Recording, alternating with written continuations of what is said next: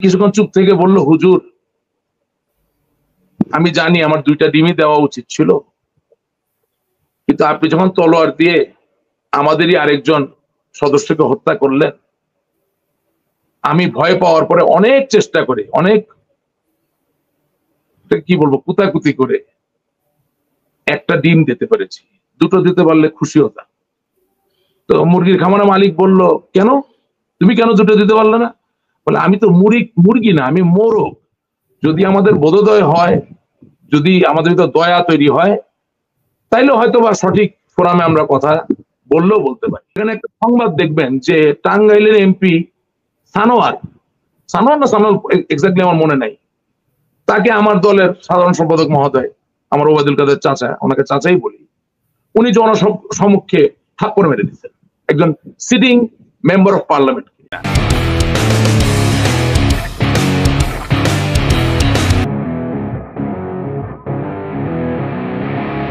যে বলছেন যে আমাদের আজকে এই দশা কেন, তাহলে সংক্ষেপে বলতে হয়। প্রথম কথা হচ্ছে যে আওয়ামী লীগের নিবেদিত নেতা কর্মীরা যে সত্যিকার অর্থে এই জুলাই আগস্ট মাসে এই আন্দোলনটাকে আলিঙ্গন করার জন্য যদি উপস্থিত থাকতেন, মুখোমুখি বলবো না, কারণ এই আন্দোলনকে তো আমি এই বৈষম্য বিরোধী শব্দটা তো খারাপ শব্দ না, ভালো শব্দ। এখন ভিতরে কি ইচ্ছা ছিল প্রাথমিকভাবে সেটা তো আমরা জানি না, নিশ্চয়ই ভালো কিছু ছিল। তো এই আন্দোলনটাকে পর্যবেক্ষণ, আলিঙ্গন বা তাকে ম্যানেজ করার জন্য যদি সত্যিকার অর্থে আওয়ামী লীগের নেতাকর্মীরা ওইভাবে থাকতেন, তাহলে আজকে এই পরিণত হতো না। মা, মনে করে রাতের ওষুধ খেয়ে নিও। ওকে। ব্যস্ততার কারণে বাবা মার সঠিক যত্ন নিতে পারছিলাম না, তারপর সন্ধান পেলাম আশা হোম কেয়ারে। তারা আমাদের জন্য চমৎকার একটি প্রোগ্রামের ব্যবস্থা করলেন।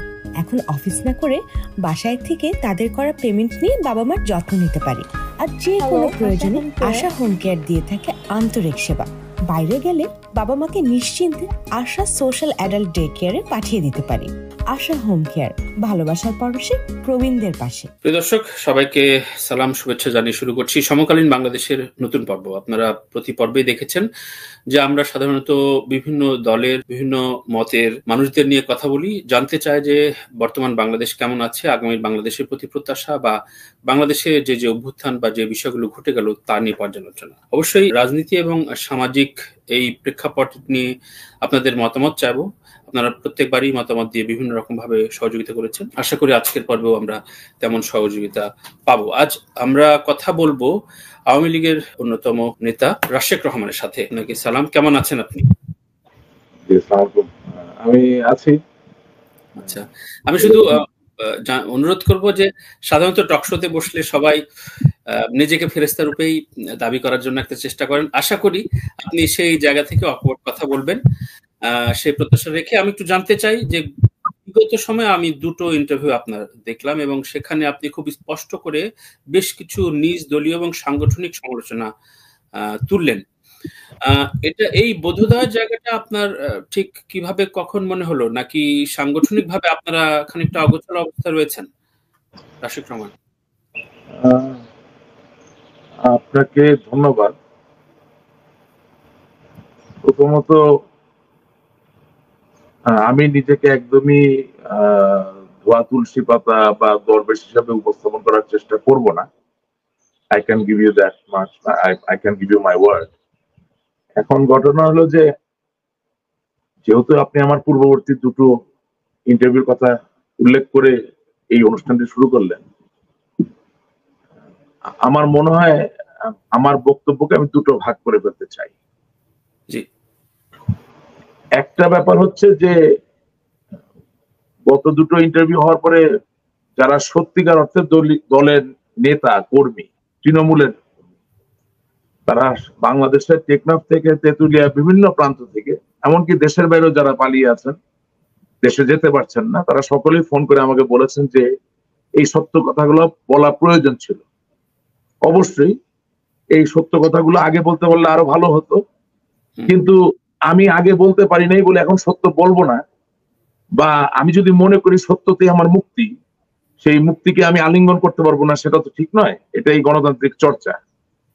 এবং আমি আমার এই জায়গাটা খুব পরিষ্কার করতে চাই একটা জায়গায়, যে আমার কোনো কথায় বঙ্গবন্ধুকে ছোট করার কোনো সুযোগ নাই, বঙ্গবন্ধু বাংলাদেশের স্বাধীনতা, বাংলাদেশ আওয়ামী লীগের স্বাধীনতার সাথে যে সম্পৃক্ততা এবং দেশ ও জাতি মানুষের আর্থসামাজিক কল্যাণে আওয়ামী লীগের যে অপরিহার্য একটা জায়গা, একে আমি কোনোদিন ছোট হতে দিব না। ছোট হওয়ার কোনো সুযোগ নাই, এখানে বিতর্ক করার কোনো সুযোগ নেই। এবং বঙ্গবন্ধু কন্যা জননেত্রী শেখ হাসিনা বাংলাদেশ আওয়ামী লীগকে যদি সুসংহত করতে হয়, ঐক্যবদ্ধ করতে হয়, ওনাকে অবশ্যই প্রয়োজন, অপরিহার্য একটা ব্যাপার। সুতরাং আমার পূর্ববর্তী দুটো বক্তব্য তো এর কোনো ব্যত্যয় ঘটেনি, আজকের আপনার সাথে আলোচনারিত আমার এর কোনো ব্যত্যয় ঘটবে না, এটা আমি বিশ্বাস করি। তবে যারা আমার ইন্টারভিউ না দেখে, না বুঝে, না শুনে মন্তব্য করছেন, তাদের উদ্দেশ্যে বলতে চাই যে হ্যাঁ ভাই, আপনারা খুশি থাকেন। কোথাও কোনো দুর্নীতি হয় নাই, কোথাও কোনো দুর্নীতি হয় নাই, কোথাও কোনো অনিয়ম হয় নাই। স্থানীয় সরকারের নমিনেশন খুব সুন্দরভাবে হয়েছে। এমনি এমনি দলের নেতা কর্মীদের ভিতরে মন খারাপ, ক্ষোভ ছিল, তারা হয়তোবা স্বপ্নে অন্য কোনো কিছু পেয়েছে। আপনি ঠিক, আপনার কাছে করজোরে মাপ চাই। যেহেতু আপনার মনে হচ্ছে আমার কথাগুলো ভুল, আপনারা ভাই আমার ইন্টারভিউ আর দেখেন না, আপনাদের মন্তব্য করারও দরকার নেই। কারণ মানুষ যখন বিপদে পড়ে, সেই সময় সত্য কথা বলে যখন বাঁচার চেষ্টা করে, সেটাকে সম্মান না জানাই আপনারা আছেন শুধু দোষ ধরার জন্য, এটা সঠিক নয়। অবশ্যই আমি একটা দলের কর্মী, আমি যদি মনে করি যে কোনো জায়গায় ভুল হয়েছিল অতীতে, সেটা বলার অধিকার আমার আছে। এখন আপনি যদি বলেন যে সঠিক ফোরামে বলেন, সঠিক ফোরাম কি? যিনি সঠিক ফোরামের কথা বলছেন ওনাকে আমি প্রশ্ন করছি, আসুন এসে বলুন সঠিক ফোরাম কোথায়, দেখিয়ে দিন। সমস্যা হচ্ছে যে আরবিতে একটা কথা আছে, আস-সাদিকু মাররা, অর্থাৎ সত্য কথা সর্বদা তিক্ত। সত্য কথা শোনার কোনো প্ল্যাটফর্ম থাকে না, সত্য কথা নিজেকে নিজের জায়গা থেকে, নিজের তাড়না থেকে বলতে হয়। অনেকে আছে সত্য নিতে পারে, অনেক আছে সত্য নিতে পারে না, এটা গেল এক। সুতরাং যারা নিন্দুক, যারা পুরো অনুষ্ঠান দেখবেন না বা সবগুলো কথা শুনবেন না বা বিশ্লেষণ করবেন না, আত্মার সম্বন্ধ স্থাপন করার চেষ্টা করবেন না, এবং যারা নিজেদেরকে অনেক বড় আওয়ামী লীগের সমর্থক মনে করবেন, আমরা কেউই না, আমরা আওয়ামী লীগ করি নাই, আমার বাপ দাদা আওয়ামী লীগ করেন নাই, আমার পুরা পরিবার আওয়ামী লীগ করেন নাই, শুধু আপনি একা করছেন। এবং আপনাকে দেখে আমার আওয়ামী লীগ শিখতে হবে। এই যদি অবস্থা হয়, আপনার কাছে করজোরে ক্ষমা চাই। আপনি ভাই আপনার ভুবনে থাকুন, শান্তিতে থাকুন, সুখে থাকুন। তবে হ্যাঁ, বাংলাদেশের মানুষ কষ্টে আছে। আওয়ামী লীগও আক্রান্ত হলে বাংলাদেশ কষ্টে থাকে, আবার বাংলাদেশ আক্রান্ত হলে আওয়ামী লীগ কষ্টে থাকে। সেই জায়গা থেকে আমি যে কথা সত্য মনে করি সেটা আমি বলবো। তাতে যদি আপনি আমাকে কাছে না চান, ধন্যবাদ, কোনো সমস্যা নেই। বাংলাদেশ আক্রান্ত হলে যে কোনো রাজনৈতিক দল ব্যথা অনুভব করবে, এটা স্বাভাবিক। কিন্তু একই সাথে আপনি যে স্থানীয় সরকার নির্বাচনের প্রক্রিয়ার কথা বললেন, গত 3টি নির্বাচন আপনারা যা করেছেন, যেগুলো নিয়ে প্রচুর সমালোচনার জায়গা তৈরি হয়েছে, সরকারি নির্বাচন হয়েছে, ডামি নির্বাচন, বিভিন্ন রকম আখ্যা দিয়েছে। আপনার কি এই জায়গায় একটা বোধোদয় বা অনুতাপ বা অনুশোচনা, যেসব শব্দগুলো আমরা ইউজ করি, সেই বিষয়ে কি আপনি আপনার জায়গাটা পরিবর্তন করেছেন কিনা, নাকি না? না, এটা তো আমি বলেছি যে আমরা নিজেদের পায়ে নিজেরা কুড়াল মেরেছি। এখন আপনি যেই ধরনের নির্বাচনী করেন বা যেই ধরনের রাজনৈতিক ব্যবস্থাপত্রই দেন না কেন, আগামী দিনে এগোতে হলে আমাদেরকে প্রতিজ্ঞাবদ্ধ হতে হবে যে এই ধরনের কাজ আমরা করব না। এতে তো সংকোচ বোধ করার কিছু নাই, এটাই একমাত্র উপায় সামনে যাওয়া। কারণ নিশ্চয়ই আন্তর্জাতিক মহলে আপনি বিচ্ছিন্ন কোনো জনদান যে বলে, আপনি বিচ্ছিন্ন কোনো দ্বীপ বা দ্বীপপুঞ্জ তো নন, আপনি সকলের সাথে সংযুক্ত।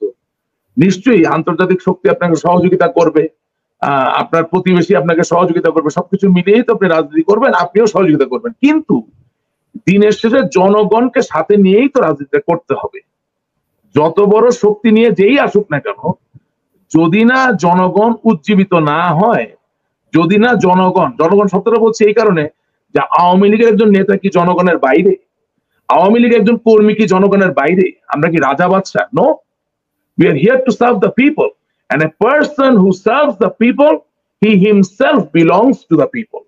So আব্রাহাম লিঙ্কনের Gettysburg address, for the people, by the people, of the people, এমনি এমনি তৈরি হয় নাই। আমাকে তো নিজেকে বিচ্ছিন্ন মনে করার কোনো সুযোগ নাই।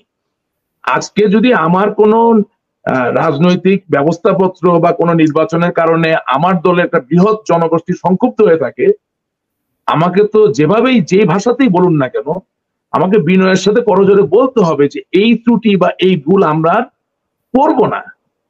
এখন এটা বলাতে লজ্জার কিছু আছে বলে তো আমি মনে করছি না। আর আমি আপনাকে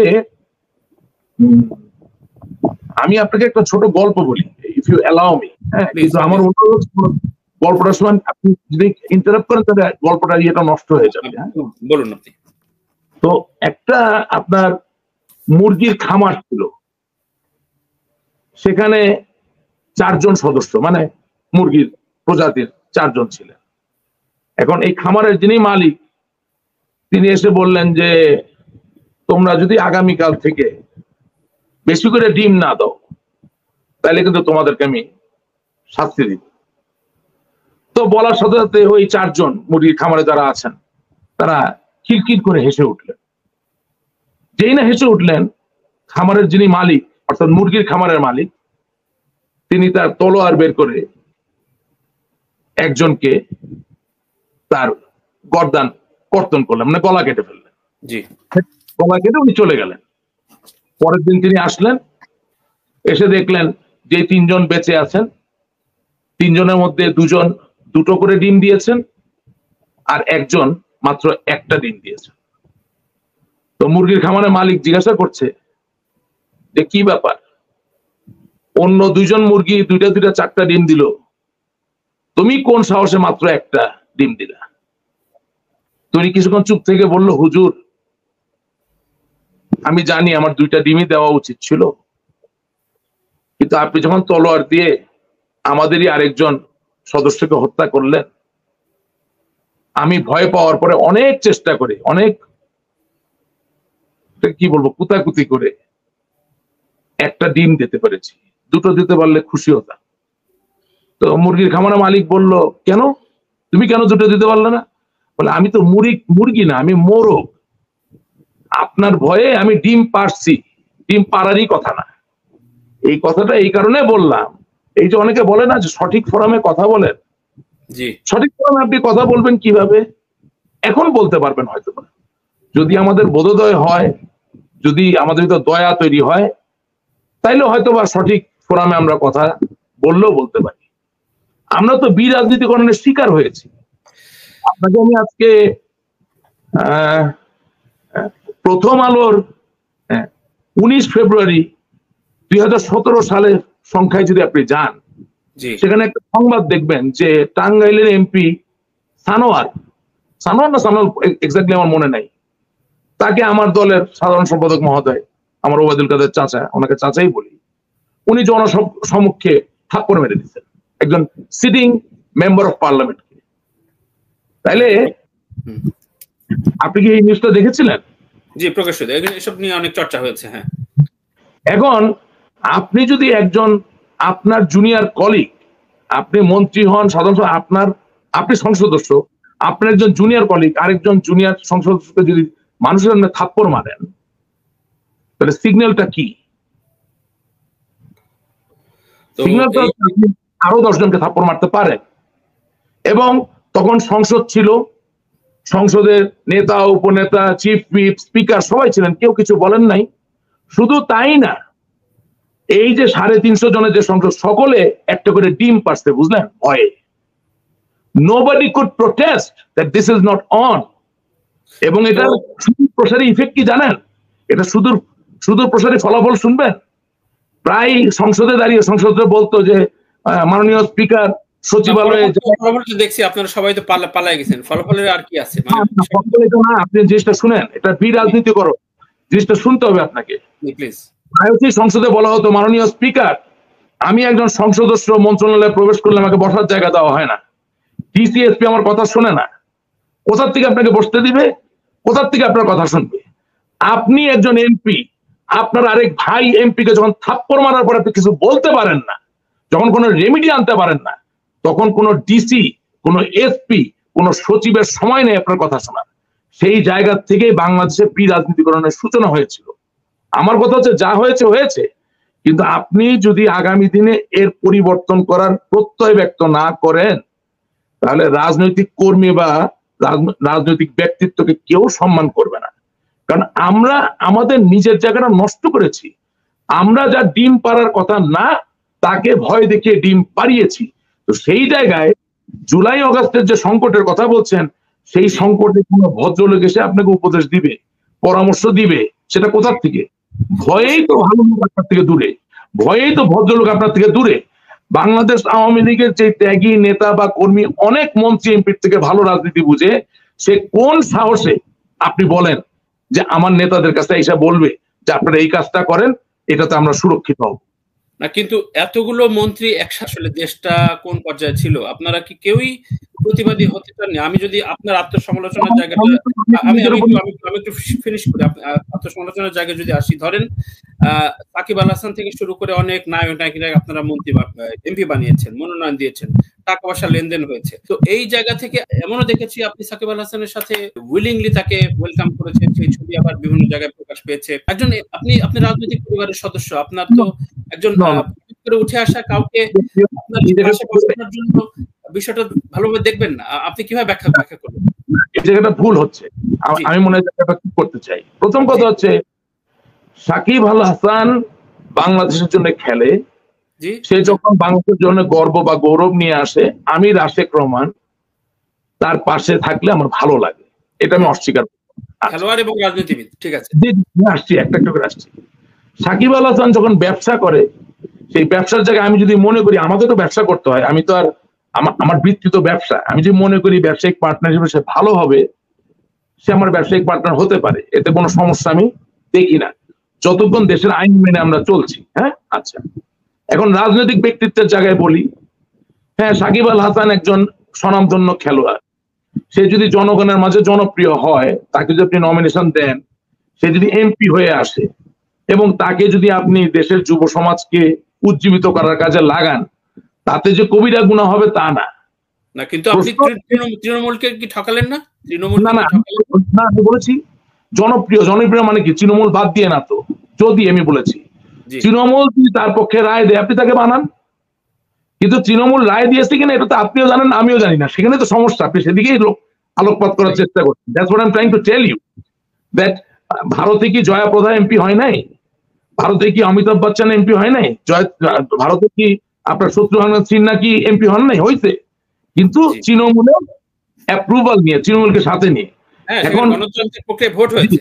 এখন আমি তো অত বড় নেতা না, সুতরাং আমি জানি না যে সাকিব আল হাসানের নমিনেশনের ক্ষেত্রে তৃণমূল কি বলেছে। I don't know that, but আমি যেটুকু চোখে দেখি, যেটা আমার সামনে দিয়ে হয়েছে, সেটা আমি আপনাকে বলছি, এবং আমি অপ্রকাশিত কোনো কথা তুলছি না। আমি বলছি যে হোয়াট ডিড উই ডু? আপনি 2012 সালে একটা রেলের কর্মকর্তাকে, ওই যে যার কথা বললাম, আমার মুরব্বী চাচা, উনি থাপ্পড় মেরা, হ্যাঁ, এবং এটা কেন বলতেছি, যে যার কাছে মানুষ সুরক্ষিত থাকবে, যার কাছে মানুষ গিয়ে দলের ভালো মন্দের কথা বলবেন, যার কাছে মানুষ পরামর্শ দিবেন, যার কাছে মনে করবেন যে সমুদ্রের মতো বিশাল হৃদয় তিনি গ্রহণ করবেন, সেখানে তো মানুষ যায় ভয় পায় যে ডিম পাড়তে হবে, থাপ্পড় খাইতে হবে, মার খাইতে হবে। So this cannot continue. I am telling you. Yes, আমাকে অনেকে বলতে পারে আগে বললেন না কেন? আমি বলি নাই আগে, আমারও ভয় ছিল আমাকে ডিম পাড়ায় দিতে, বলি নাই ভাই, এটাই বাস্তবতা। তাই বলে আমি এখন বলবো না। আপনি সাংগঠনিক ভাবে স্বৈরতন্ত্রটা খুব প্রকটভাবে চিন্তা করার চেষ্টা করি। দ্য ডেইলি অবজারভারে এই ঘটনার পর একটা একটা একটা প্রবন্ধ রচিত হলো। হ্যাঁ, এখন তানভীর ভাই, বাংলাদেশ প্রতিদিন অনেক বেশি লোক পড়ে, তাই না? জি, প্রথম আলো অনেক বেশি লোক পড়ে, বাংলাদেশ অবজারভার, ডেইলি স্টার একটু কম লোক পড়ে, কিন্তু কারা পড়ে? সমাজের কারা পড়ে? তারা যখন বারবার পড়ছে যে জনসমক্ষে একজন এমপিকে তিনি 3 বার থাপ্পড় মারতেছেন, অথচ এই সংসদের একজন লোক দাঁড়িয়ে বলতেছেন না this is not right, this is not correct, right? তাহলে কি হচ্ছে? যিনি পড়তেছেন উনি ভাবতেছেন ভাই, মানির মান আল্লাহ রাখে, আমার ভাই ওখানে যাওয়ার দরকার নাই। তো আপনি যে দূরে চলে আসতেছেন মানুষ থেকে, এটা কি কেউ করে দিছে? এখানে কি কোনো চক্রান্ত আছে? আপনি তো নিজের কর্মকাণ্ডে আপনি দূরে আসছেন। সুতরাং আমার ধারাবাহিক ব্যর্থতা আছে, আপনাদের ধারাবাহিক ব্যর্থতা আছে। রাশিদ ভাই, আমি যদি এভাবে আসি, ধরেন এই যে রাজনৈতিক শিষ্টাচার, আপনি আপনার নেত্রী কিংবা আপনার চাচার যে কথা বললেন ওবায়দুল কাদের, তিনি বিভিন্ন জনসম্মুখে একে অপরকে, তার বিএনপির সিনিয়র নেতা বা তার কলিগই তো, আপনারও তো কলিগ, যেভাবে হিউমিলেট করে কথা বলতেন এবং মকারি করতেন, আপনার কি মনে হয় না আপনারা এই পারস্পরিক শিষ্টাচারটা ধ্বংস করে দিয়েছেন, রাজনৈতিক শিষ্টাচারটা? আমার মনে কি কষ্ট আপনাকে আমি কিভাবে বুঝাবো ভাই। আজকে আওয়ামী লীগকে যারা ভালোবাসে তারা সোশ্যাল মিডিয়ায় প্রাণ প্রাণ দিয়ে চেষ্টা করতেছে আওয়ামী লীগের প্রাসঙ্গিকতা, আওয়ামী লীগের প্রয়োজন, শেখ হাসিনা আসলে মানুষের জন্য কি চান সেই কথাগুলো বলার জন্য। কিন্তু তারা যতই চেষ্টা এতগুলো তারা যতই চেষ্টা করুক, আপনি যার কথা বললেন তাকে নিয়ে ওই মিম, ওই ট্রল আমাদের সকল সত্য সংগ্রামী উপস্থাপনাকে ছাপিয়ে যাচ্ছে। কি বলবো আপনাকে আমি, কি বলবো আপনাকে বলেন? তার মানে আপনার ব্যক্তিগতভাবে অনুতাপ বা অনুশোচনার জায়গাটা তৈরি হয়েছে। এবার একটু না তানভীর ভাই, আমার ব্যক্তিগতভাবে না, আওয়ামী লীগ একটা সত্তা। আপনি আওয়ামী লীগের যারা সত্যিকার অর্থে জান প্রাণ দিয়ে আছেন তাদের একটা বৃহৎ অংশ, সকলে বলবো না, বৃহৎ অংশ আপনি কথা বলেন, আমার মতো একইভাবে অনুভব করছে। আচ্ছা, আপনি কি মনে করেন এখন যদিও গত 2 মাস ধরেই বিএনপির শীর্ষস্থানীয় নেতা ফখরুল ভাই থেকে শুরু করে সবাই বলছেন, আপনাদের ওয়েলকাম জানাচ্ছেন, নির্বাচনের অংশগ্রহণের ব্যাপারে একটা শর্ত, বিচার প্রক্রিয়া ইত্যাদিতে কথা বলছেন। এর মধ্যে বিচ্ছিন্ন কথাও আছে। আপনার বন্ধু কলিগ পার্থ গতকালকে বললেন যে আওয়ামী লীগ নির্বাচন করলে সে ইলেকশনই করবে না, রাজনীতি করবে না, এই ধরনের কথা বলছেন। তো এই যে রাগ ক্ষোভ, আমি প্রশ্নটা আরেকটু বাড়াই। ধরেন আমার এই শোতে একাধিক বিপ্লবী, একাধিক বিপ্লবী বলেছেন, আমি নিজে, তার পরিবার বলেছেন অন রেকর্ড যে তারা নৌকায় ভোট দিয়ে বড় হয়েছে, সে নিজে আওয়ামী লীগের সমর্থক হিসেবে মাঠে কাজ করেছে, কিন্তু গত 6 থেকে 7 বছর ধরে তার নানান ভাবে এই সাংগঠনিক অপতৎপরতা, দুর্নীতি, শ্রদ্ধাহীনতা ইত্যাদিতে তার মনে হয়েছে যে এই দলটা দলের অবস্থানে নাই। আপনার স্খলনের জায়গা কি? আপনার নিজেদের লোকেরাই তো হারাইছেন, মানে হারিয়ে ফেলেছেন, সেজন্য পালায় যেতে বাধ্য হয়েছেন নেত্রী সহ। আপনি এই স্খলনের কারণগুলো কি? আপনি 3 থেকে 4টা পয়েন্টে বলেন তো। না না, আপনি তো বললেন যে আপনি আমার ইন্টারভিউ গুলো দেখেছেন, অন রেকর্ড কথাগুলো বললাম, যেগুলো পার্থর কথা বলি। আমি জানি না ওটা সে আলটিমেটাম দিল নাকি সে তার মনের ইচ্ছা বললো। আলটিমেটাম যদি হয় তাহলে সে বলতে পারে যে আওয়ামী লীগ যে নির্বাচন করবে সেই নির্বাচন আমি করবোই না বা সে রাজনীতি করবোই না, এটা একটা আলটিমেটাম। আর আরেকটা হইতে পারে যে সে এতই কষ্ট পাবে আওয়ামী লীগ নির্বাচন করলে যে সে নিজের রাজনীতি ছেড়ে দিবে। এই দুটারই কোনো আমি এন্টারটেইন করতে রাজি না। কারণ আন্দালিব পার্থ থেকে আরো বড় রাজনীতিবিদ আসলো, আওয়ামী লীগকে কেউ দাবাইতে পারে নাই, আগামী দিনও পারবে না। এটা তো একটা স্রোত ধারা, এটা তো বাংলাদেশের ইতিহাসকে ধারণ করে। এখানে এটা আন্দালিব পার্থর ব্যাপার না, উনি কেন এরকম কথা বলবেন? উনি ওনার মতো নির্বাচন করবেন, সুষ্ঠু নির্বাচন হলে উনি জিতে আসবেন। আওয়ামী লীগ একটা গণতান্ত্রিক দল, মানুষের স্বাধীনতার দল, বঙ্গবন্ধুর দল, সেই দল নির্বাচনে অংশগ্রহণ করবে, মানুষ তাকে ভোট দিলে জিতবে। এখন আপনি যে বলছেন যে আমাদের আজকে দশা কেন, তাহলে সংক্ষেপে বলতে হয়, প্রথম কথা হচ্ছে যে আওয়ামী লীগের নিবেদিত নেতা কর্মীরা যে সত্যিকার অর্থে এই জুলাই আগস্ট মাসে এই আন্দোলনটাকে আলিঙ্গন করার জন্য যদি উপস্থিত থাকতেন, মুখোমুখি বলবো না, কারণ এই আন্দোলনকে তো আমি এই বৈষম্য বিরোধী শব্দটা তো খারাপ শব্দ না, ভালো শব্দ। এখন ভিতরে কি ইচ্ছা ছিল প্রাথমিকভাবে সেটা তার আমরা জানি না, নিশ্চয়ই ভালো কিছু ছিল। তো এই আন্দোলনটাকে পর্যবেক্ষণ, আলিঙ্গন বা তাকে ম্যানেজ করার জন্য যদি সত্যিকার অর্থে আওয়ামী লীগের নেতাকর্মীরা ওইভাবে থাকতেন তাহলে আজকে এই পরিণত হতো না। তো কেন ছিলেন না? এটার উত্তর একটাই, ওই যে আপনি যে ইন্টারভিউ দেখেছেন, সেটা হচ্ছে যে আমরা স্থানীয় সরকার নির্বাচন থেকে শুরু করে একেবারে সংসদ নির্বাচন পর্যন্ত নিজেদেরকে বিভক্ত করেছি, এবং আমরা যে বিভক্ত করেছি দলের মধ্যে আমাদের যে একে অপরের উপর অন্যায় হচ্ছিল সেগুলো আসলে বলার মতো প্ল্যাটফর্মও তৈরি হয়নি। কারণ ওই যে আজকে আপনাকে যেটা বললাম যে ডিম পাড়ানো সংস্কৃতি, অর্থাৎ আপনি আমার ধরেন আপনি আমার হোস্ট এখন, রাইট? এখন এই ক্যামেরা চলাকালীন সময় যদি আমি একজনকে খুব খারাপ ভাবে ধরেন দমন করি, হ্যাঁ, শারীরিক ভাবে প্রহার করলাম বা অকথ্য ভাষায় গালিগালাজ করলাম, তাহলে কোনোদিন আপনার সাথে ভবিষ্যতে যে আমার সামনাসামনি দেখা হয় আপনি কি খুব বেশিক্ষণ আমার সাথে থাকবেন? আপনি ভাববেন যে এই লোকটা তো বিপজ্জনক লোক, হ্যাঁ, যে কোনো কিছু করতে পারে। এখন এইসব কারণে যেটা হয়েছে যে আসলে যে সিগন্যাল গুলো দলের পক্ষ থেকে এগুলো সঠিক জায়গায় সঠিক সময় পৌঁছেছে বলে বিশ্বাস করি না, মনে করি না। আমি মনে করি ওনার কাছে গিয়ে সব আটকে গেছে। আমি মনে করি উনি এবং ওনার সাথে আরো কয়েকজন ছিলেন নিচের দিকে, তারা সত্যিকার যে সিগন্যাল সেটা পৌঁছাতে দেন নাই। শুনেন, আমি আজকে আপনার একটা কথা বলি। এতগুলো গোয়েন্দা সংস্থা কাজ করে, তাদের কি ব্যর্থতা নাই? আমি খুব সৌভাগ্যবান। হ্যাঁ, আমার বাবার কারণে পারিবারিক ভাবে আমি একেবারে শৈশবকালে বঙ্গবন্ধু কন্যা জননেত্রী শেখ হাসিনাকে বর্ধিত সভা করতে দেখেছি। জি, ঢাকা থেকে রংপুর গেছেন, বিমান ছিল না ভাই। হ্যাঁ, এবং এখন যে বঙ্গবন্ধু ব্রিজ, যমুনা নদী, সেটাও ছিল না। ঢাকা থেকে গেছেন, 15-16 ঘন্টা লাগছে ঢাকা থেকে রংপুরে পৌঁছাইতে। রংপুর টাউন হলে সকালবেলা উনি বর্ধিত সভা শুরু করছেন, রাত্রে 10টা-11টা পর্যন্ত প্রত্যেকটা নেতাকর্মীর কথা শুনছেন। দুপুরে খাওয়ার সময় শশা খাইছেন, বুঝলেন? এই এক বর্ধিত সভা আমি দেখছি। আরেক বর্ধিত সভা দেখছি অনেকগুলো, এগুলো নাম বলবো না কারো।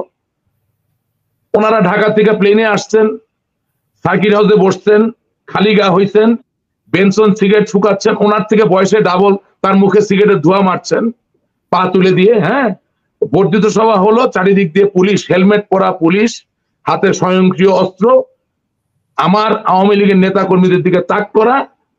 আসলেন, কথা বললেন, ধন্যবাদ, আসসালামু আলাইকুম, জয় বাংলা, জয় বঙ্গবন্ধু বইলা চলে গেলেন। এই বর্ধিত সভাও আমি দেখছি, এবং এই একইভাবে এই সম্মেলন আমি দেখছি। আমি এক সম্মেলন দেখছি, আপনার কাছে আমি বলি, রংপুর জেলা ছাত্রলীগের সম্মেলন আমি নিজের চোখে দেখছি। জাতীয় নেতা গেছেন, আমার বাবা গেছেন, কি অবস্থা! কলাপসিবল গেটে তালা লাগাই দিচ্ছে, কর্মীরা টেবিলের উপরে উঠে হামলা করতে যাচ্ছে, বাট সিনিয়র নেতারা ওখান থেকে পালায় নাই। অনুষ্ঠান, যে অধিবেশন শেষ করছেন, যেভাবে যে কাজ হওয়ার থাকে সেটা হয়েছে, যে ঠিক আছে বাপ, আমি তো তোর, তুই আমার মারতে চাস, ওই কমান্ডটা তাদের ছিল, মাইরা ফেল, কিন্তু আমি ভাই এখান থেকে যাবো না।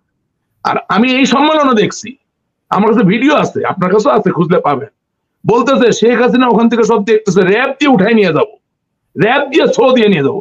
আপনি আওয়ামী লীগের নেতা কর্মীকে সম্মেলনে গিয়ে বলতেছেন র্যাব দিয়ে ছো দিয়ে নিয়ে যাবেন, মানে? এন্ড সেটা রেজাল্ট আপনি পাইছেন, ওই নেতা কর্মী তো রাস্তায় নামে নাই। ঠিক আছে, আপনি র্যাব দিয়ে করেন। জনগণের অভ্যুত্থান, জনগণের আন্দোলন, জনগণের সংগ্রাম মোকাবেলা করতে হবে বা তা প্রশমিত করতে হবে জনগণকে দিয়ে। আপনি নিজের জনগণকে যদি র্যাব, পুলিশ, সেনাবাহিনীর ভয় দেখান, তাহলে ভবিষ্যৎ কি? এখন তো আর আমাদের সেনাবাহিনী নাই, এখন আমাদের পুলিশ নাই, এখন আমাদের র্যাব নাই, এখন আল্লাহর ওয়াস্তে আমাদের সময় আসছে আমাদের জনগণকে হাতে পায়ে জনগণ আছে, সব নাই বুঝলাম, জনগণ আছে, জনগণ আছে। আপনি এটুকু জানবেন, আওয়ামী লীগের যে ভোটার ব্যাংক, সবাইকে পালা যেতে হলো কেন? জনগণ না, তাকে সংঘবদ্ধ করতে হবে। মুক্তিযুদ্ধের সপক্ষের শক্তি শূন্য হবে না। শুনেন, আওয়ামী লীগের ভোটার আপনাদের দলে আসছে কোন জীবনে 53 বছরে অকপট আসেনি, কিন্তু বাংলাদেশের মুক্তিযুদ্ধের সপক্ষের শক্তি এবং আওয়ামী লীগের ভোটার ব্যাংক, এই দুটোর সমন্বয়ে, এই দুটোর ঐক্যর মধ্য দিয়ে হয়তো বা আমরা ফিরে আসতে পারবো। কিন্তু সেটার জন্য আমাদেরকে, আমাদের জনগণ, বারবার বলছি, নেতাকর্মী আমার জনগণের অংশ, তার কাছে যেতে হবে। সব করা সম্ভব, সব করা সম্ভব, আমি আপনাকে বলছি। Take my word for it, I'm telling you, everything is possible, even now. No problem. আপনি যে এখন পর্যন্ত আমরা যে যতক্ষণ কথা বললাম, যে প্রাসঙ্গিকতা নিয়ে কথা বললাম, তাতে মনে হচ্ছে যে আপনি একটা সমাধান চান এবং অনুশোচনা বোধোদয়ের জায়গাটা তৈরি হচ্ছে, কিন্তু মূল মুখপাত্রের জায়গায় বা আপনাদের সামগ্রিক কমান্ডিং এর জায়গায় এই কথাগুলো কি আপনারা ছড়াচ্ছেন, বা আপনারা যখন জয়েন্টলি কথা বলেন আপনাদের নেতাদের সাথে? না, আপনাকে তো বললাম, আপনার অনুষ্ঠান তো আমাকে মাপ চাই শুরু করতে, কথা তো বলা যায় না। আপনি যখন সত্যি করতেছেন, হ্যাঁ, কারণ কাদের আঘাত লাগতেছে? যারা আসলে ওই সিন্ডিকেটের ভিতরে ছিল, যারা ওই দুর্নীতি, নমিনেশন, বাণিজ্যের ভিতরে ছিল, তাদেরও তো লোক কম নাই, তাদের লাখ লাখ কোটি কোটি লোক নাই, কিন্তু তাদের কিছু শত লোক তো আছে যারা তাদের বেনিফিট পাইছে, তারাই গালিগালাজ করতেছে, তারাই ভুল পথে প্রচারিত করছে। শুনেন, আমাকে অনেক সাবেক মন্ত্রী ফোন করছেন, তারা আমাকে আদর করে, ভালোবাসে, আচ্ছা, কারণ I have a strong voice, এটা কারো বলে দেওয়া লাগে না। হ্যাঁ, তারা আমাকে বলছে যে রাশেক কি বললা এগুলো, আমি বলছি আপনি কি নিজে শুনছেন? বলে না, শুনি নাই। বলে তাই একটু শুনেন। পুরো অনুষ্ঠান শোনার পরে ফোন করলাম, বলে না, তুমি কোনো ভুল বলো না, বলে আমি তোমার জন্য দোয়া করি। আওয়ামী লীগের অনেক নেতা কেন্দ্রীয় কমিটির নেতা, প্রথমে না শুনে অন্যের কথা শুনে বলে এগুলো কি। আমি আপনি প্লিজ আপনি শোনেন, আমি বিনয়ের সাথে অনুরোধ করতেছি। আমার জায়গা তিনটা, খুব পরিষ্কার: বঙ্গবন্ধু, আওয়ামী লীগ, শেখ হাসিনা। কোনো কম্প্রোমাইজ আমি করব না। এবং এই তিনের থেকেও বড় জায়গা হচ্ছে বাংলাদেশ, ওকে নিয়ে আমি কোনো কম্প্রোমাইজ করব না। আমার কোনো বক্তব্য কিন্তু খুঁজে পাবেন না। না, সেটা তো শাশ্বত কথাবার্তা হয়ে গেল। আপনি অবশ্যই আপনি যদি দল করে থাকেন অবশ্যই এই তিনটাকে মেনে তো কথা বলবেন, রাইট। কিন্তু আপনি তারপরও আপনার নেত্রীকে একেবারেই আলাদা রেখে আপনি কথা বলছেন, এটাও তো আসলে খুবই মানে বিস্ময় জায়গা। আলাদা রেখে কথা করবেন, সে যদি রিসিভ করে থাকে, আলাদা রেখে কথা বলছি না। আমি নিবিড় ভাবে চিন্তা করলাম যে আসলে এই ঘটনাগুলো উনি জানতে পারলে কি অ্যাকশন নিতেন না? নিশ্চয়ই নিতেন। আমার মনে হয়েছে তিনি জানতে পারেননি। আমি তো তাকে শৈশব থেকে চিনি। আমার তো একটা মাতৃভক্তি বলেন, তার প্রতি একটা ভালোবাসা, শ্রদ্ধাবোধ আছে। সুতরাং একেবারেই আমি কলম নামিয়ে বলে বসবো যে উনি দায়ী, এটা তো আর পারি না আমি করতে।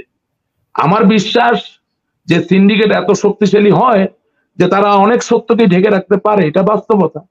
শুধু তাই না, এটাও বলি আপনাকে, আপনি একটা সংস্থার সাথে মার্কিন যুক্তরাষ্ট্রে নিয়োজিত আছেন, আপনারা আমার ইন্টারভিউ নিচ্ছেন, নিশ্চয়ই you are the leader of your program. But আপনার প্রোগ্রামে যদি দুর্ভাগ্যজনক ভাবে খুব খারাপ লোকের সন্নিবেশ ঘটে, তারা সবাই মিলে যদি আপনাকে ভুল পথে পরিচালিত করে, সেই ফাঁদে তো আপনি পা দিতে পারেন। সেই জায়গায় তো আমি আপনাকে শুধুই মাত্র দায়ী করতে পারি না। জি, আপনি পরোক্ষভাবে কিছুটা উত্তর পেলাম। আমি আরেকটু বিষয় আসতে চাই যে এই যে প্রেস মিটের যে মকারি, অনেকেই এখন আলোচনা বা আত্মসমালোচনার জায়গায় বলছে, সেটি আওয়ামী লীগের বাইরেও বলছেন, যে এই সাংবাদিক থেকে শুরু করে এবং হাইব্রিড রাজনীতিবিদ হচ্ছে আওয়ামী লীগের পতনের মূল কারণ। আপনি এটাকে কিভাবে বিশ্লেষণ ব্যাখ্যা করেন? প্রেস মিটে বিভিন্ন প্রশ্নের উত্তরে আপনার নেত্রীও যে ধরনের কটাক্ষ করে কথা বলেছেন সমগ্র জাতি, বিভিন্ন দল, বিভিন্ন জনকে, সেটাও তো আসলে খুবই শিষ্টাচার বহির্ভূত। আপনি কি এই বিষয়টাকে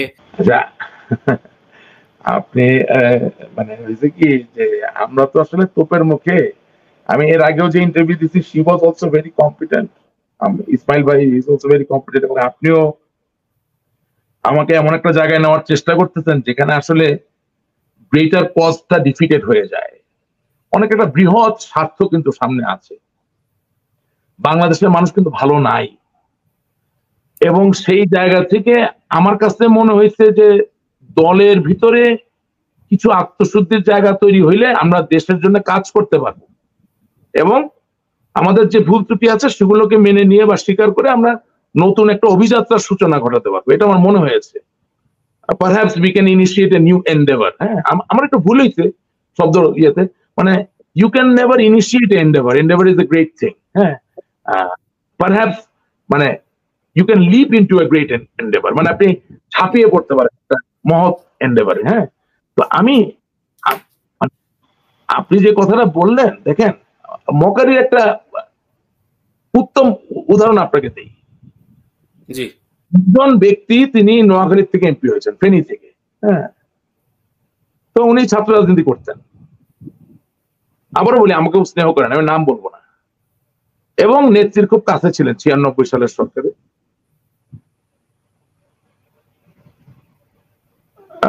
রাজনীতি সম্বন্ধে ধারণাও খুব ভালো। হঠাৎ করে একদিন পত্রিকায় পড়ি, যিনি ঢাকায় জীবনে রাজনীতি করেন নাই, হ্যাঁ, ছাত্র রাজনীতি করছেন চট্টগ্রাম বিশ্ববিদ্যালয়ে, তিনি নাকি ঢাকার মেয়র হইলে খুব ভালো হবে।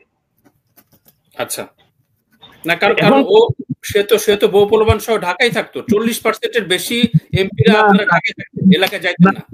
কথা বলছি, তিনি বউ পোলবান নিয়ে ঢাকায় থাকতেন, তিনি দেশের বাইরে থাকতেন। হ্যাঁ, এবং সবচেয়ে বড়, ঢাকার রাজনীতিতে ঢাকার আদিবাসী মানুষের যে একটা বড় ভূমিকা, সেটা তো ভুলে যাওয়া যাবে না। এখন আমাদের দলে কিছু কিছু নেতা, কোনো নাম বলবো না, যখন মনে করছে রাশেক রহমান রংপুরে এগিয়ে যাচ্ছে, ঠিক আছে তার নামে একটা রিপোর্ট করাও হয়েছে। যখন মনে হয়েছে ঢাকায় আমার কাউকে দমন করতে হবে, রিপোর্ট করাও হয়েছে।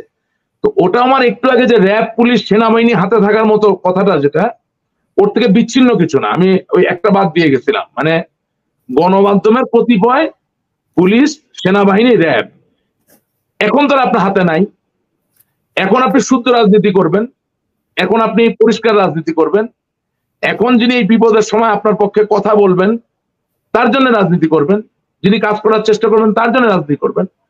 যেই নেতা আপনি মনে করবেন যে কোনো নেতার কাছে টাকা নিয়ে নিছে নমিনেশন দেওয়ার কথা বলে, একজন বা হাজার হাজার শত শত নেতা করবে, তাকে আপনি বাদ দিবেন কিভাবে? প্রমাণ ছাড়া তো বাদ দিতে পারেন না। কিন্তু তাকে দিয়ে আর যাই হোক, মানুষের মন জয়ের রাজনীতি তো আপনি করাতে পারবেন না।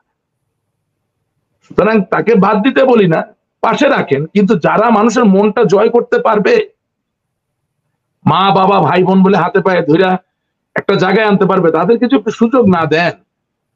এটা শুধু দলীয় ভাবে আমরা ক্ষতিগ্রস্ত হবো তা না, দেশটাও তো ক্ষতিগ্রস্ত হচ্ছে।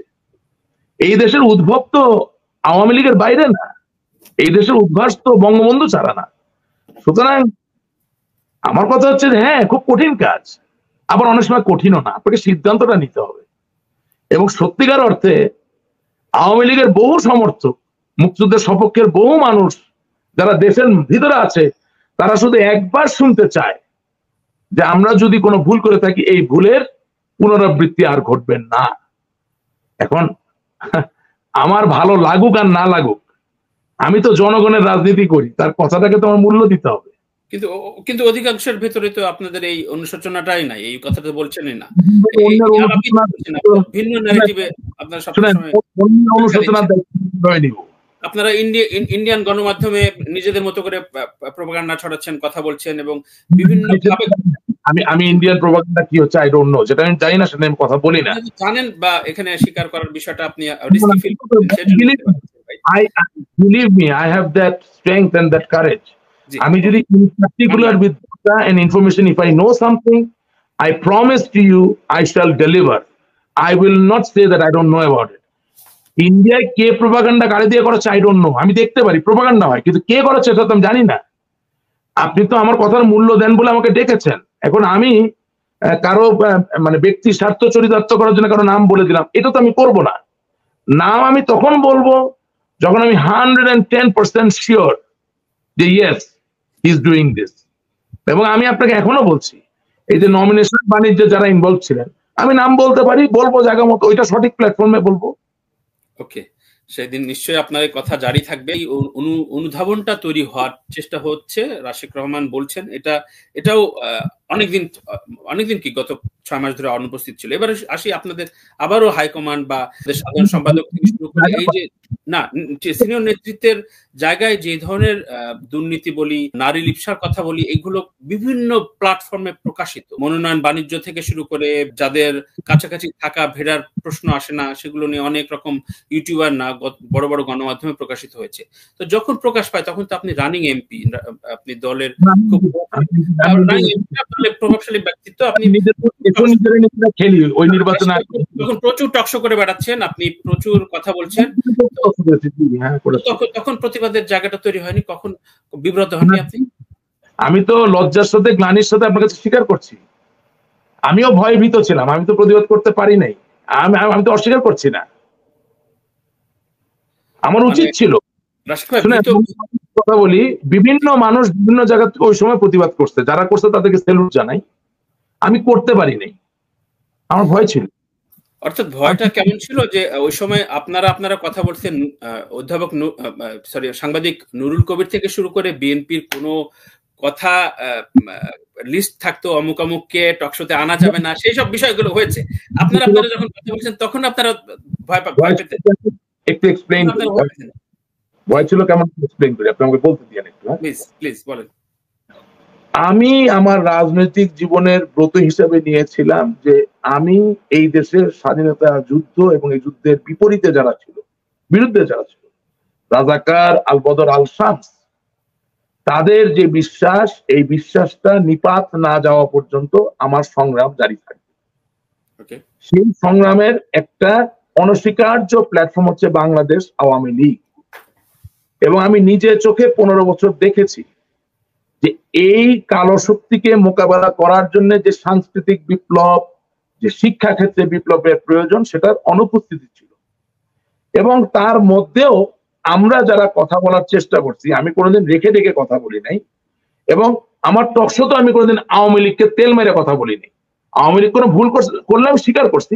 হ্যাঁ, আজকে যত জোরালো ভাবে সে পাবে না, হয়তো আমি একটু স্মিত ভাবে স্বীকার করে পাশ কাটিয়ে গেছি, কিন্তু আমি স্বীকার করেছি।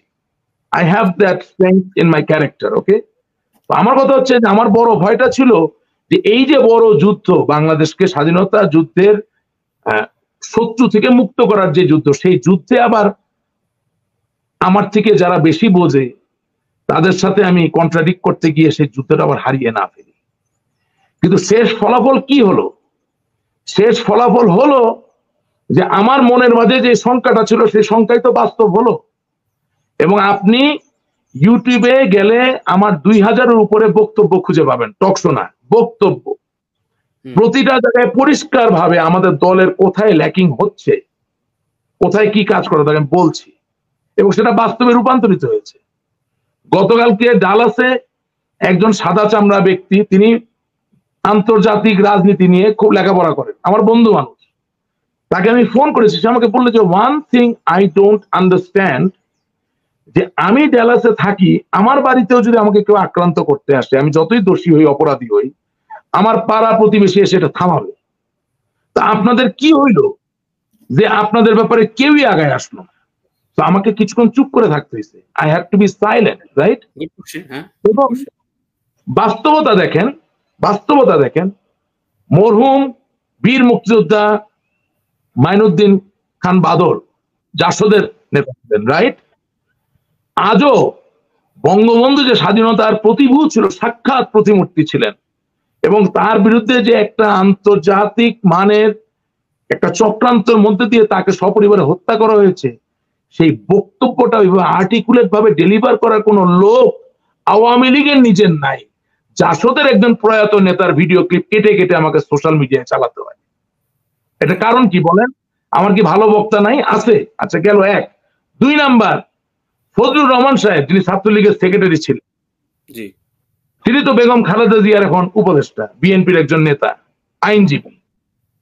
আমার এতই দৈন্য দশা যে এখন ওনার বক্তব্য আমাকে কেটে আমার পক্ষে আমার সোশ্যাল মিডিয়ায় ছাড়তে হয়। তার মানে কি?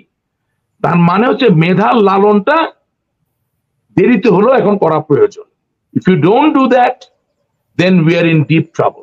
ইট is as simple as that. এখন এটা বলাতে কেউ যদি আমার গালি দেয়, কেউ যদি মনে করে আমি খুব অন্যায় করছি, আমি মাথা পেতে নিব। কিন্তু আমার এই অন্যায় বঙ্গবন্ধুকে সমুন্নত দেখার জন্য, আমার এই অন্যায় আওয়ামী লীগের সামনের দিনে এগিয়ে যাওয়ার জন্য, আমার এই অন্যায় জননেত্রী শেখ হাসিনা হাত ধরে সত্যি শক্তিশালী একটা বাংলাদেশ যাতে হয়, শক্তিশালী রাজনৈতিক আবহ যাতে তৈরি হয়, সেটা দেখার জন্য। কারণ আপনি কাউকে বাদ দিয়েই বাংলাদেশে একটা মানে সুস্থ রাজনৈতিক আবহ তৈরি করতে পারবেন না। আন্দালি পাত্র ভাই যে কথাটা বললেন, উনিও তো মনের ক্ষোভ বা কিছুতে বলছেন আমি জানি না, ওনার প্রতি অনেকের অনেক ক্ষোভ আছে। আর ওটা নিয়েও একদিন আমরা অনুষ্ঠান করতে পারবো, ওনাকে নিয়ে এসেছেন, উনি তো এখানে উপস্থিত নাই, সুতরাং ওনার বিপক্ষে আমি এভাবে কথা বলবো না, ওনার সাথেই কথা বলবো। আমি শুধু এতটুকু বলতে পারি যে কাউকে বাদ দিয়া কোন রাজনীতি করার চিন্তা ভাবনা যদি আমরা করি, আমার মনে হয় না যে সুস্থ আবহাওয়া আমরা আশা করছি সেটা কোনোদিন আমরা অর্জন করতে পারবো। কিন্তু বিগত যে অন্যায়গুলো হয়ে গেছে, এটার শাস্তি আপনি চান না? না না, বিগত যে অন্যায় হয়েছে কেন আমি সাজা চাবো না? কি চাবো না? এখনো তো অন্যায় হচ্ছে, আমি কি কোনটা বাদ দিয়ে সাজা চাবো? এখন যে অন্যায় হচ্ছে সেটা সাজা কে কারে দেয়? আপনার রাজনৈতিক আগামী পরিকল্পনা এবং ফেরার কথাই বলি, দেশের রাজনীতিতে ফেরার বিষয়টা আপনি কিভাবে দেখছেন? কোন পথ খুঁজে পান নাকি? আমার ব্যাপারটা তো খুবই মজার। আমি তো আমার মেয়েকে নিয়ে গেছি তার স্কুলের ছুটি, সে অস্ট্রেলিয়ান ইন্টারন্যাশনাল স্কুলে পড়তো, তো ছুটির মধ্যে তাকে নিয়ে গেছি দুবাইয়ে। তো দুবাইয়ে বসে আছি, মানে হঠাৎ করে শুনি যে এই হলো অবস্থা, সরকার নাই। এর মধ্যে তো আমার বাড়ি, দুটো বাড়ি মিঠাপুকুরে আগুন দিয়ে পুড়িয়ে দিল 4 আগস্ট। তো তারপরেও আসা যেত, কোনো অসুবিধা ছিল না। কিন্তু এখন দেখি বেশ কয়েকটা, মানে ডজন খানেকের কাছাকাছি হত্যা মামলা। এবং মজার বিষয় হচ্ছে যেই তারিখে হত্যা মামলা সেই তারিখে আমি দেশে নাই। তো এখন অবশ্যই আমাকে দেশে ফিরতে হবে, আমার দেশই আমার পরিচয়, আমার একমাত্র ঠিকানা। তো আপনারা দোয়া করবেন, যদি এই চক্রান্তের ঊর্ধ্বে আমরা উঠতে পারি, যদি আমরা এটাকে মোকাবেলা করতে পারি, নিশ্চয়ই ফিরতে তো হবেই, এটা তো শেষ কথা নয়। কিন্তু বাস্তবতা হচ্ছে, আমি আমার কথা আপনাকে বলছি, আমার পাসপোর্ট, আমার ইমিগ্রেশন রেকর্ড উইল শো যে যখনকার মামলা আমাকে দেওয়া হচ্ছে তখন তো আমি দেশেই নাই, I am with my daughter. এখন কথা হচ্ছে যে মামলা দেওয়া দরকার, দিচ্ছেন, মামলার একটা ভালো ব্যবসা হচ্ছে, কিন্তু যারা মামলার ব্যবসা করতেছে তারা ভুলে যাচ্ছে যে অন্য লোকও তো ব্যবসা একসময় করবে তারে নিয়ে, আমি করব না। বাট কিন্তু এই ব্যবসার খাতাগুলো তো আপনারাও করছেন, এটাই তো আমি আমি করিনি, শুধু আমি জানি না। তবে হ্যাঁ, আমি এতটুকু জানি, এটা বলতেই হয়, সেটা হচ্ছে যে এটা আমি অনেক জায়গায় বলেছি, এখনো বলছি, 2013-14 সালের যে পেট্রোল বোমার নাশকতা, 2015 সালে যে পেট্রোল বোমার নাশকতা, সেই সময় সারা দেশে যত মামলা করা হয়েছিল একটি মামলারও আমরা বিচার কাজ সম্পন্ন করিনি। প্রশ্ন করবেন কেন? যেমন ধরেন আমার রংপুরে একজন পিপি মালেক নাম, সাথে আমার রেজাউল করিম রাজু আরেকজন আইনজীবী আমাদের দলের নেতা ছিলেন, রেজাউল করিম রাজু চাচা বলি তাকে, ওনারা দুজন এগুলোর দায়িত্বে ছিলেন।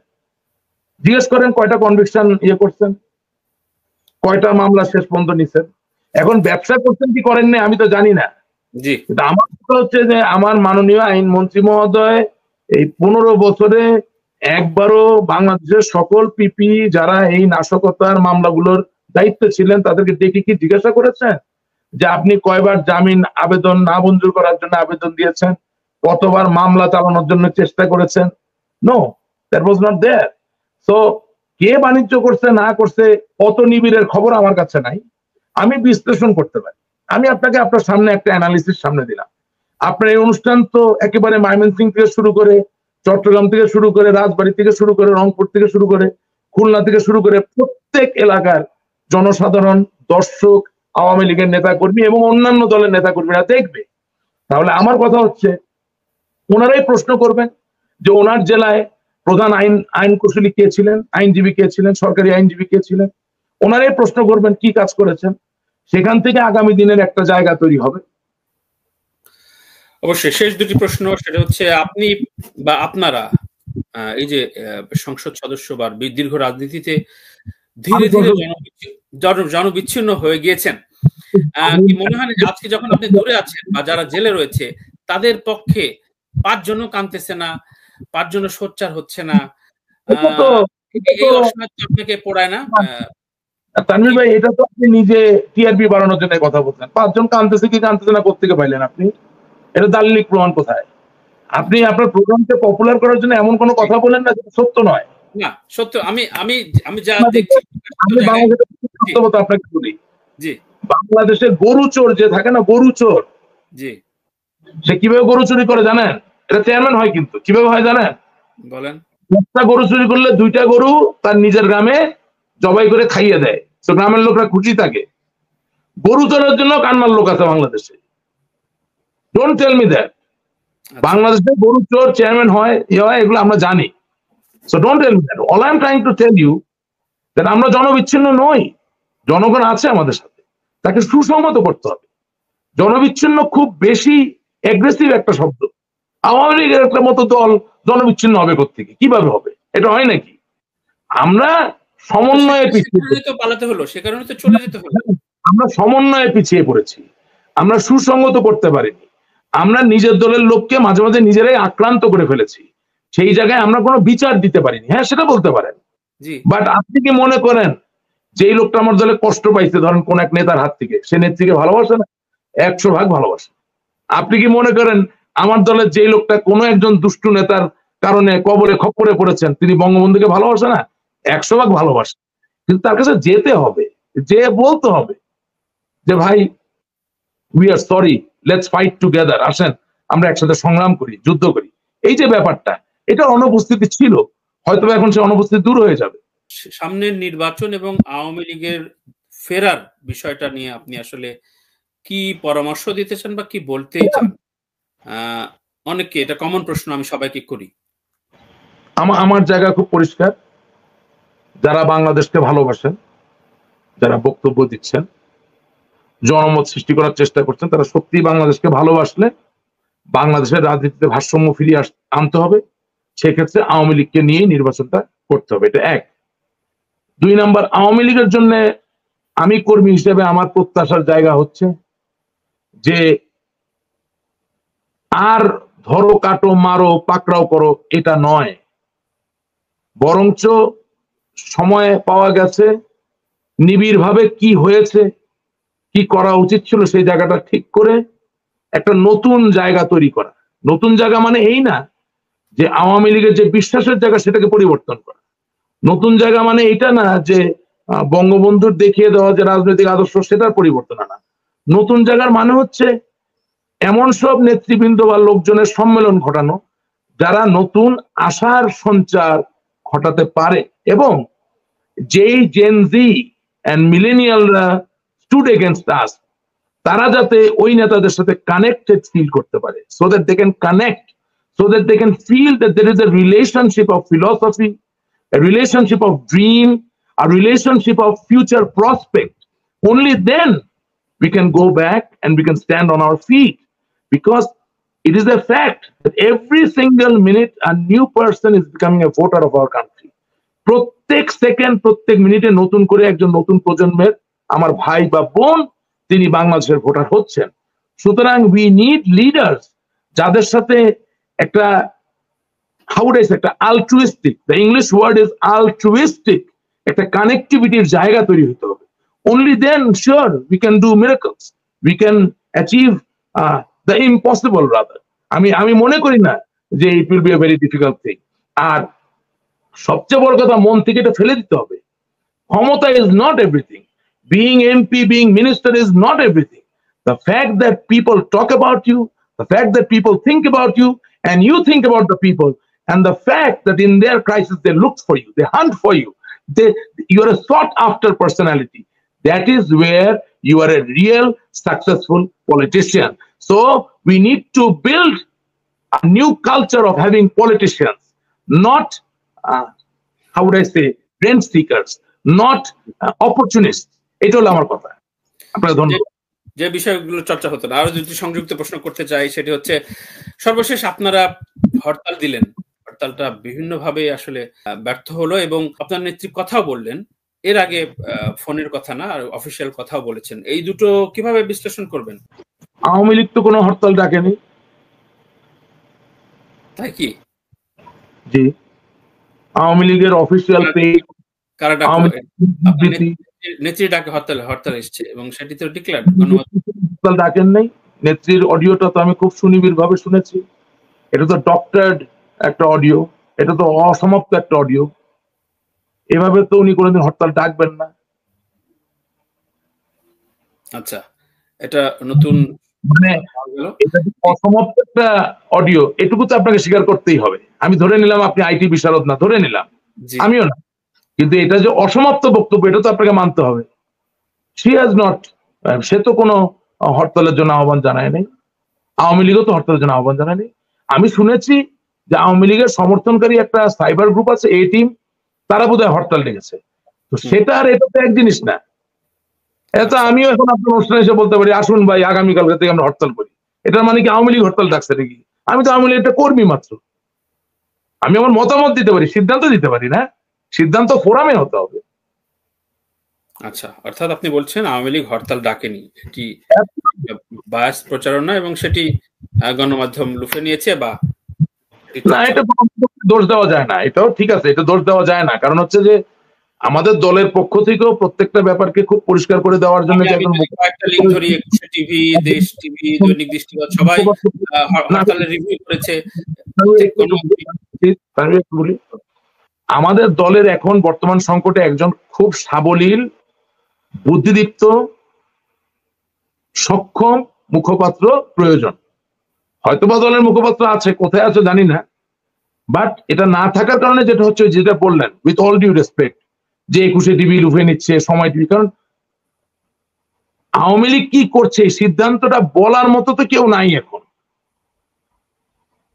আচ্ছা, আমি তো কোনো ব্যাপক সমন্বয়হীনতা এখন, আমি তো একটা ইউনিয়ন ম্যান, আমি তো কোনো ইয়ে পাই নাই। আমি তো একটা জেলা কমিটির সদস্য, আমি তো একটা উপকমিটির সদস্য, আমি তো একটা উপজেলা কমিটির আমার দায়িত্ব দেওয়া আছে। আমি তো কিছু পাইলাম না, আমি জানি না। আমি বলতে চাই আওয়ামী লীগ কোনো হরতাল ডাকে নাই, আমি দায়িত্ব নিয়ে আপনাকে বলতেছি। জি, থ্যাংক ইউ। আবারও করি, সেটা শেখ হাসিনার ফেরা বা আদৌ সম্ভব কিনা সেটা নিয়ে অনেকেই চ্যালেঞ্জ ছুড়েছেন, কথা বলেছেন। আপনি স্বাভাবিকভাবে অনুরক্ত তার, সে জায়গা থেকে কি বলতে চান? ফিরবেন। ফিরবেন? আপনার প্রত্যাশার জায়গাটা রেখে শেষ করছি। এটিভি ইউএস এর সমকালীন বাংলাদেশ, আমি তানভীর তারেক। নিশ্চয়ই নতুন কোনো বিষয় নিয়ে আপনার সাথে কথা হবে। আমার একটা ছোট্ট অনুরোধ আছে আপনার কাছে। জি, জি। আমি যাই বলেছি আপনি আমার কোনো কথা কাটবেন না। না, আমরা কখনোই এডিটেড করি না, টোটাল অনুষ্ঠানটাই যাবে অবশ্যই। সেটা নিয়ে আপনি নিশ্চিত থাকতে পারেন। সেই জায়গায় ম্যানিপুলেট হবে না। আপনার দর্শকদের উদ্দেশ্যে কোনো কিছু বলার আছে কিনা আত্মোপলব্ধির জায়গায়? আমার দেশের মানুষ, অল আই ক্যান সে যে আসলে বাংলাদেশের মানুষের ভালো থাকা খুব দরকার, এবং বাংলাদেশের মানুষের ভালো থাকা বা ভালো না থাকার পিছনে কোনো একজনের একার দায় এটা মনে করা যেমন বাস্তব বিবর্জিত, ঠিক একইভাবে সম্মিলিত প্রয়াস ছাড়া আসলে আমরা আগামী দিনে ভালো থাকতে পারবো না। সুতরাং আমি মনে করি সুস্থ রাজনীতির আবহ তৈরি করার নিমিত্তে অতীতে যাই হয়েছে সেখান থেকে শিক্ষা গ্রহণ করে আমাদেরকে সামনে এগোতে হবে। আমরা আপনাদের দোয়া চাই, আপনাদের ভালোবাসা চাই, এবং এর আগেও আমি বলেছি যে আমাদেরকে মারেন, কাটেন, অভিশাপ দেন, কিন্তু আমরা আপনাদের পাশে ছিলাম, আছি, থাকবো। নিজের ঘরের মানুষকে তো বের করে দেওয়া যায় না। আপনারা সকলে ভালো থাকবেন। আসসালামু আলাইকুম। জয় বাংলা, জয় বঙ্গবন্ধু। প্রিয় দর্শক, এটিভি ইউএস এর সাপ্তাহিক আয়োজন সমকালীন বাংলাদেশে আজ কথা বললেন আওয়ামী লীগের নেতা রাশেক রহমান। আমরা জানতে চাইলাম, জবাবদিহিতার জায়গায় প্রশ্ন করলাম যে তার দলীয় অবস্থান এবং বিগত ভুল বা এই ধরনের অন্যায় বা যে খবরগুলো প্রকাশিত হয়েছে তার কিছু অংশ। নিশ্চয়ই পুরো 16 বছরের যে ঘটনাক্রম সেগুলো নিয়ে অনুষ্ঠান চালাতে হলে কয়েকটা দিন লাগবে। আমরা নতুন কোনো আলোচনায় আবারও হয়তো এ ধরনের আলোচনায় তাকে ডাকবো বা তাদেরকে ডাকবো। সমকালীন বাংলাদেশ সবসময় বিভিন্ন দল মত নির্বিশেষে প্রত্যেক দলের কথাই আমরা তুলে ধরতে চাই, জানতে চাই, জানাতে চাই যে বাংলাদেশটা কেমন আছে। আজকের মতো এখানেই শেষ করছি। সবাই আমাদের ডিজিটাল প্ল্যাটফর্মগুলো সাবস্ক্রাইব করুন, মতামত দিয়ে সংযুক্ত থাকুন। দেখা হবে নতুন কোনো পর্বে, নতুন কোনো অতিথির সাথে। আল্লাহ হাফেজ।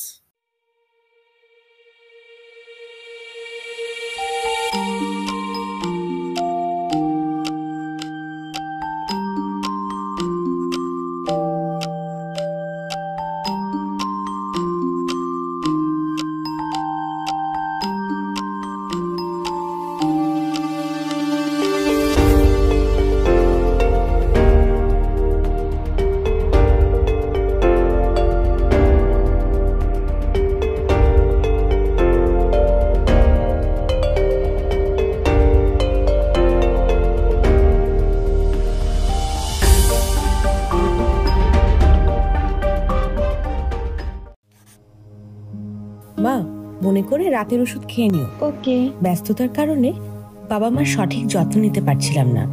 তারপর সন্ধান পেলাম আশা হোম কেয়ারে। তারা আমাদের জন্য চমৎকার একটি প্রোগ্রামের ব্যবস্থা করলেন। এখন অফিস না করে বাসায় থেকে তাদের করা পেমেন্ট নিয়ে বাবা মার যত্ন নিতে পারি। আর যে কোনো প্রয়োজনে আশা হোম কেয়ার দিয়ে থাকে আন্তরিক সেবা। বাইরে গেলে বাবা মাকে নিশ্চিন্তে আশা সোশ্যাল অ্যাডাল্ট ডে কেয়ারে পাঠিয়ে দিতে পারি। আশা হোম কেয়ার, ভালোবাসার পরশে প্রবীণদের পাশে।